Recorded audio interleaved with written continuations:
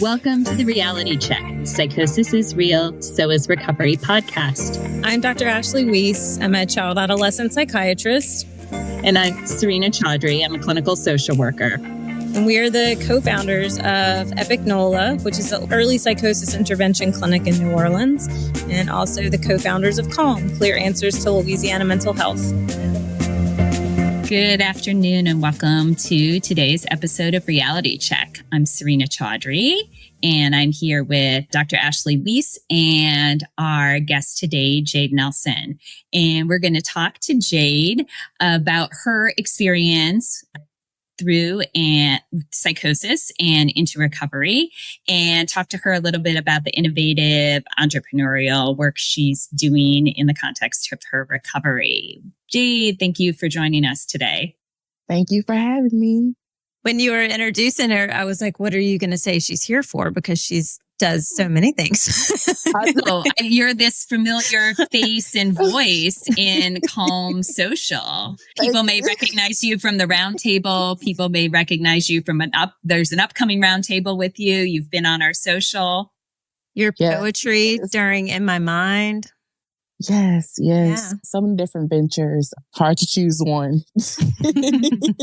Well, I just want to start by saying we appreciate you and your willingness to talk to us in many different contexts. And just your spirit is super inspiring. And we're excited for our listeners to hear from you today. So if you could start just by talking a little bit about your diagnosis of psychosis and your journey to recovery.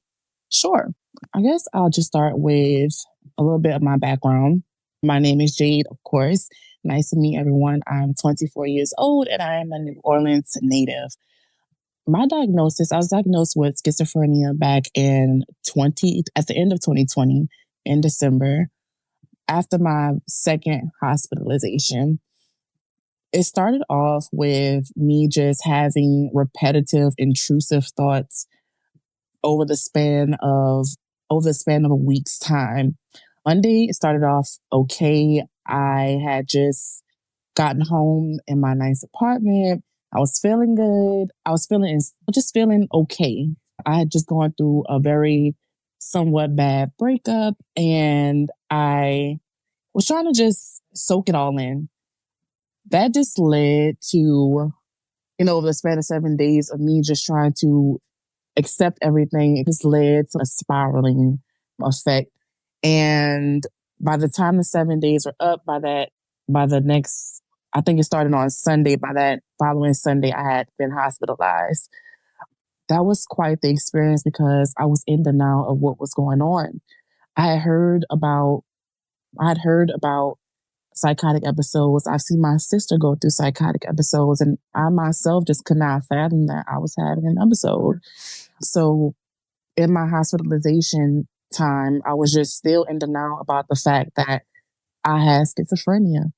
I couldn't accept it. I just was so in denial to the fact that I'm in this same place that my sister once was. And it just hit me. It just felt like my body just smacked dead against like uncalm waters, and that I was just in complete shock. My brain was just all over the place. I couldn't think. I couldn't get a thought in without an intrusive thought coming in mind.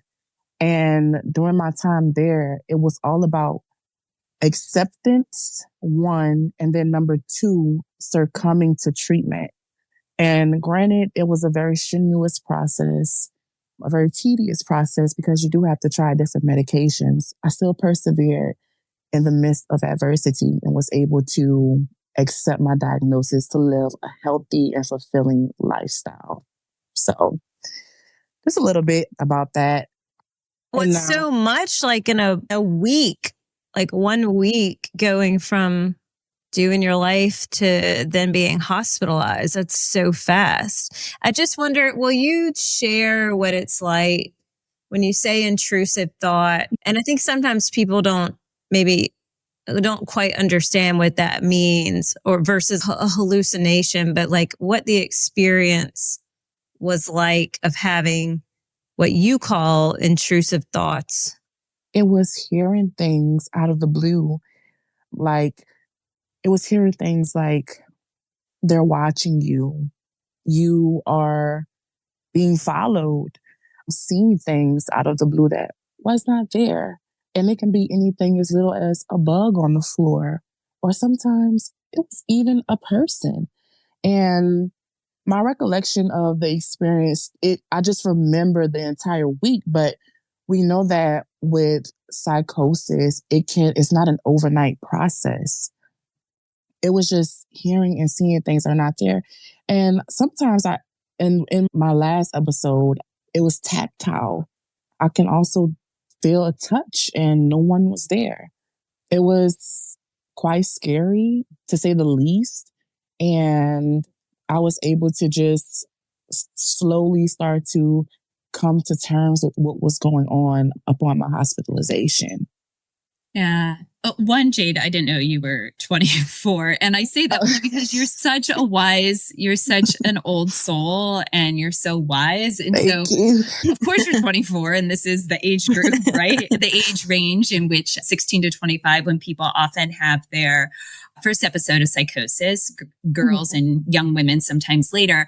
But upon having that, you named a couple of things that I imagine might sound familiar to some of our listeners who've experienced this. You talked about a stressor precipitating the psychotic episode, a bad breakup. I think we hear that a lot in clinic from people, like something at this age being extremely stressful and causing that. So I just wanted to name that because I think it's important for listeners in terms of relating and seeing that there are these different responses that one has. And I think what you also mentioned, we were talking about this all happening in the course of the week, and the shock, which you so eloquently described as hitting rough waters, the shock of living this experience that you've watched a loved one, your sister, endure. And I think that also can be a barrier for many people who have a family history of schizophrenia or a psychotic disorder, who know that reality is there lurking in the background. And upon experiencing something similar, have insight, but also perhaps an understandable denial of what that insight is telling them. Yes. That's literally the perfect way to describe it, because oftentimes when we see anything traumatic happen to our loved ones, whether it's physical, whether it's mental, I would like to speak for myself. I was very wary and cautious, or tried to be, right, and protective of my mental health. But the mind is such a fragile thing. And that's one thing that I had to learn. No matter how much you think that you have it together, it can easily slip away from you. But part of gaining it back, and part of just more so living a fulfilling and healthy lifestyle, is accepting first, okay?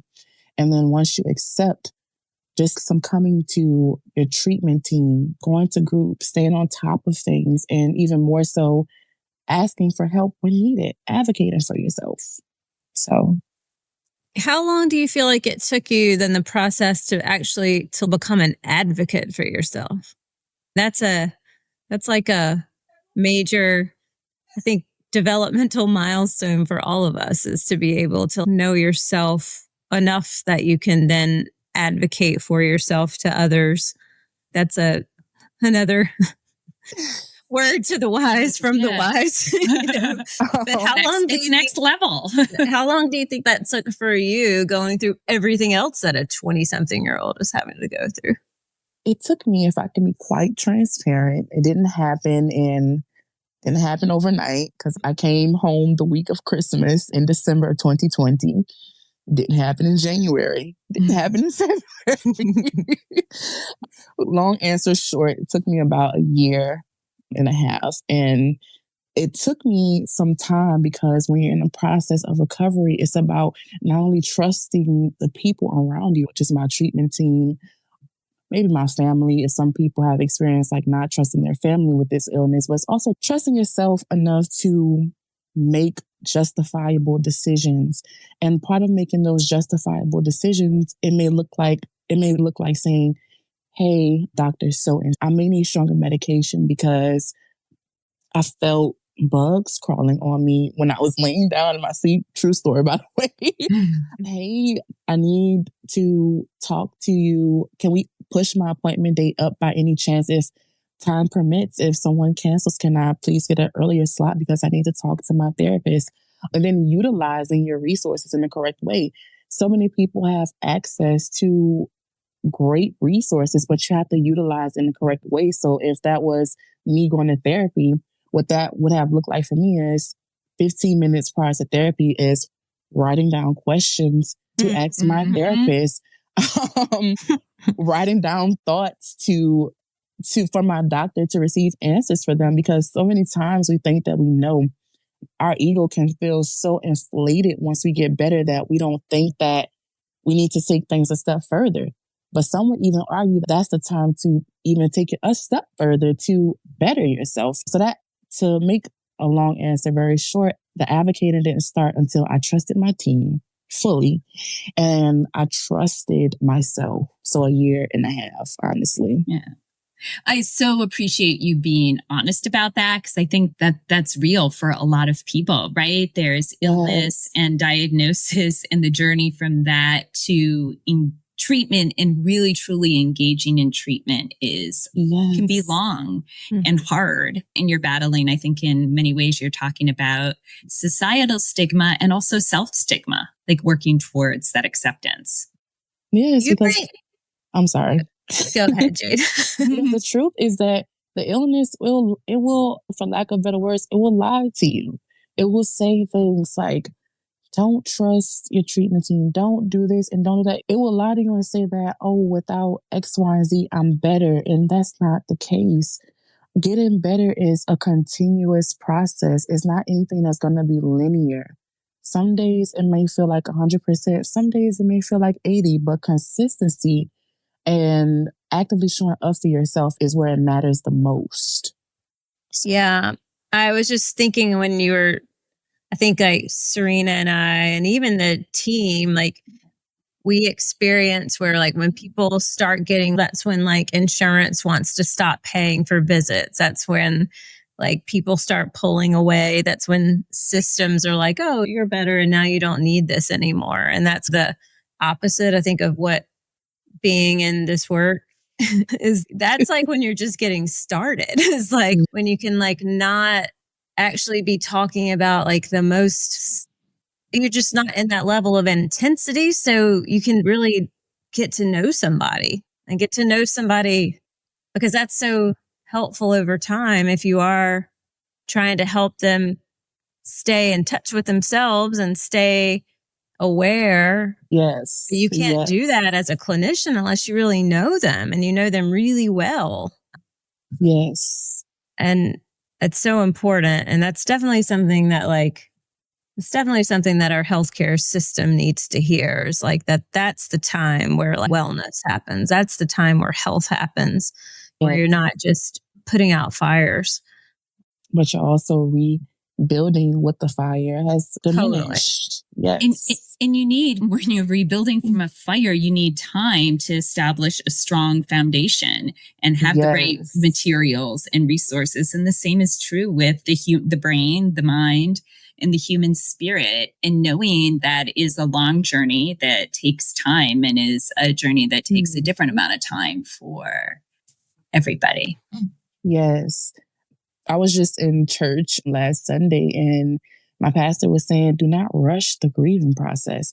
Do not make anyone make you feel like you have to rush the grieving process, because losing anything, including your mind, is grief. It's grief that's going to come with that. The loss of anything is going to it's going to manifest itself into grief. So when it presents itself at your door or in the moments where you feel like you were doing okay, or when you're working and writing something down and something reminds you of a time where you went through something traumatic or something that brought pain and sorrow, those are the times where you need to pause and actively go through those emotions and then go through it. All grief, in my opinion, is going through something, just going through it until you get better. Everybody like to say, oh, forget. You're not going to forget. You're just moving forward, moving past it. Yeah.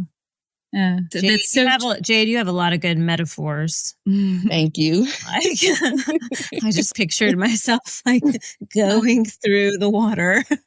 Right? I know, those are great. And maybe we can use that metaphor as this transition to talking or expanding the conversation. I don't want to let go of this, but expanding the conversation to include what you're doing now as you're going through this and creating this online presence and working to be an influencer, to advise influencers. Tell us about your current creative project and what you're doing.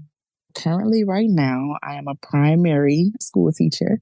I do teach fourth grade math. I will not disclose the school name, but I do teach fourth grade math. And I started working with the youth because that's where everything starts. In the early stages, just like we say, like the sooner you catch an episode, the sooner it's better to treat the episode. So I figured if I was able to get myself at a place where I can actively reach the youth, teach them words of wisdom, whether it's just in passing or whether it's just me saying, hey, redo number 2 again. You circled the wrong fraction. It's very just important to me. And then also with my book, Socially Savvy, Becoming the Ultimate Influencer, I realized that influence is not the mark that you only leave on social media, but it's also the mark that you leave on people's lives.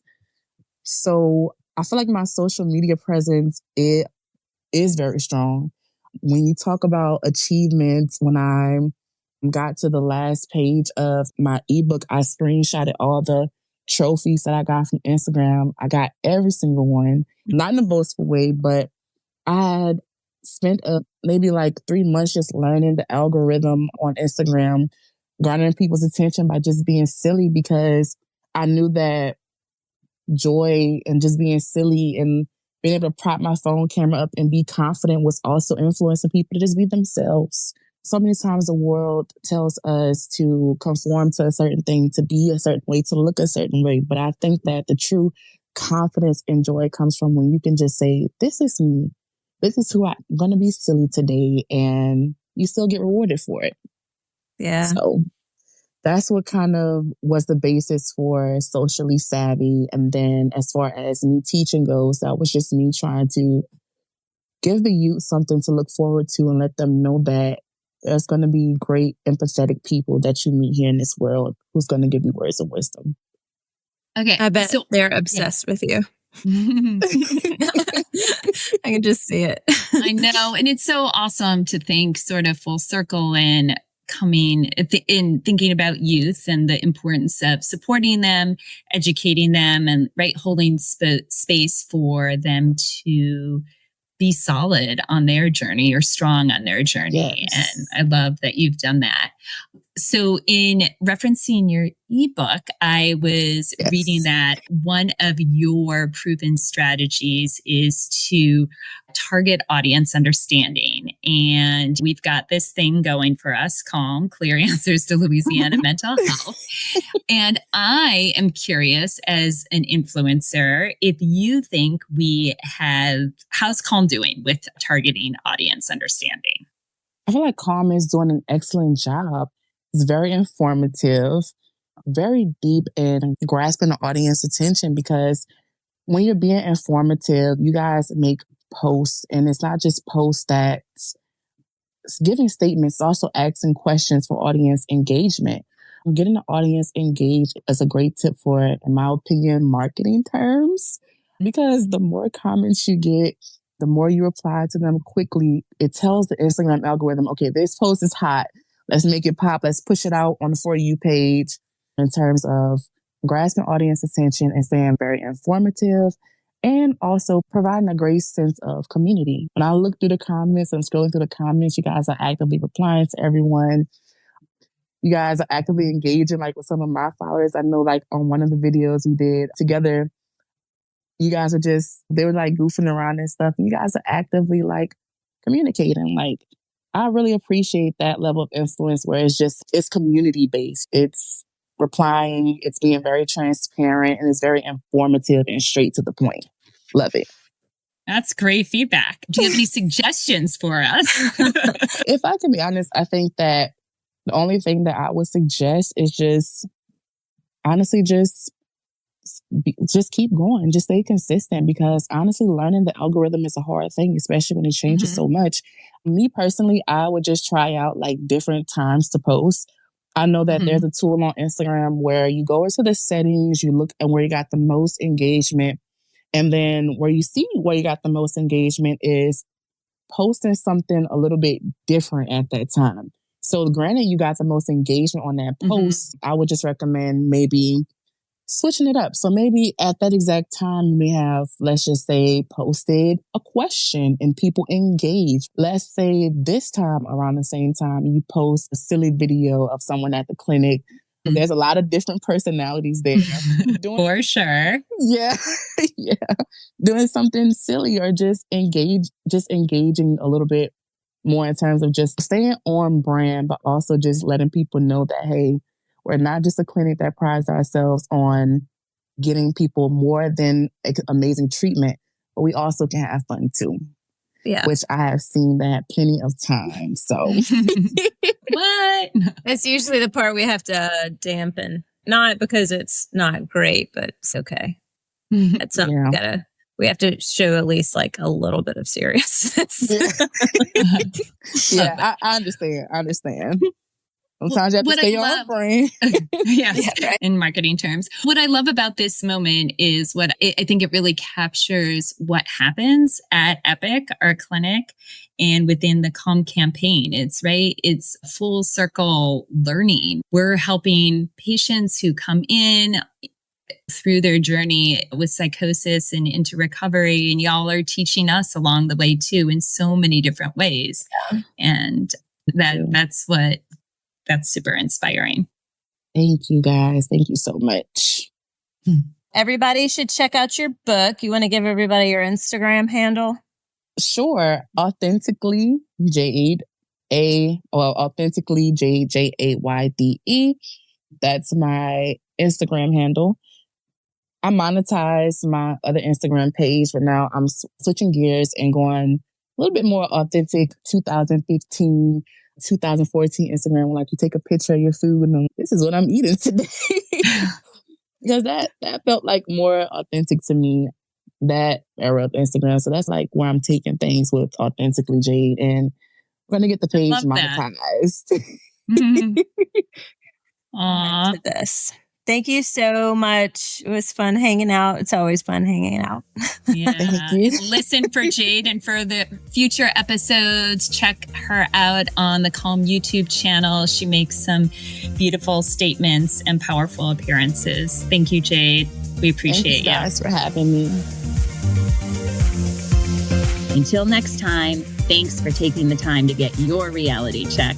And remember, psychosis is real, so is recovery. If you have enjoyed this episode or found it useful, please subscribe wherever you get your podcasts from and check out the website calmnola.org.